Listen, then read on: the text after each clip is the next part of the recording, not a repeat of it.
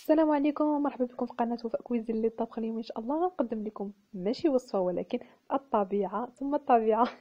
طبيعة غزالة البنات بزاف. انا كما قلت لكم راني في بيت ديال الاب، الزوج ديالي يعني شيخي.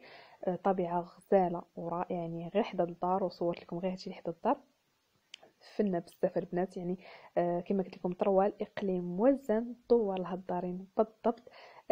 كما كتلاحظوا راني صورت لكم حدا الدار، وكذلك صورت لكم فوق فوق البيت، يعني في الجبل. واخا هي شويه صعيبه غير لي انا، منهم الناس تبارك الله عليهم كيطلعوا يعني وما كيعياوش.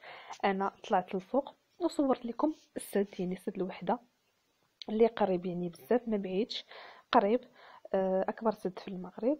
كما قلت لكم البنات، هاد المنطقه هذه راها رائعه بزاف، وكنتمنى البنات كلهم مرحبا بكم تجوا تزوروها. راها غزاله غزاله بزاف، لا بالخضره ديالها، لا بالزراع، لا بكل شيء، يعني اي حاجه طبيعيه بيو. الناس يعني هنا اي حاجه كياكلوها بيو، طبيعيه 100%، يعني ما فيهاش لا مصبره لا حتى حاجه.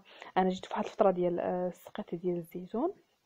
كما كتلاحظوا السيده هذه راه كتسقط الزيتون اللي كيتم الجمع ديالو وكيشردوه، يعني كيطحنوه، من بعد كيديوه باش يطحنوه وكيخرج زيت الزيتون طبيعي. عارف شنو كتاكل، وعارف شنو باش كطيب، وعارف كل شيء، يعني كل شيء طبيعي 100%.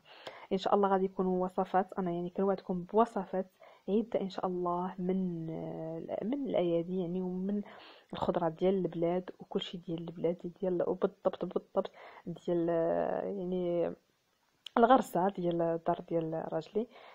كل شيء ان شاء الله طبيعي 100%. كنتمنى انكم تابوناو معنا في لاشين، وما تنساوش ديروا جيم باش ان شاء الله يكون الجديد، ونكون الوصفات وصفات جداد ان شاء الله. وعلاش لا نزيد نوريكم بزاف د الحوايج